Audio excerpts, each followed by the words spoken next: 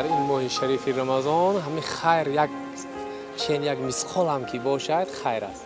او بهتر است، او افضلتر است، او افضل است.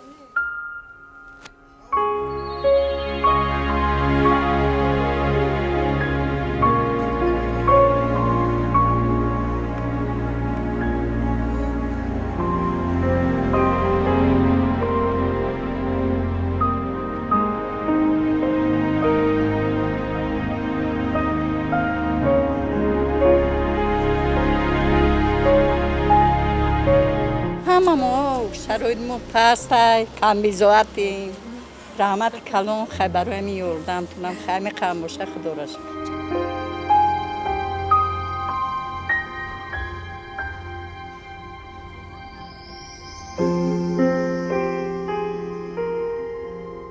شهروندان محترم، در نزد زواد نانپذیر شهر یک شخص سخاوتمند برای ماه شریف رمضان هر بیگاه از ساعت 6 بیگاه و مناسبت این ماه شریف رمضان نانها را به طریق رایگان به آدمان کم بضاعت کم بغل تقدیم میکردند.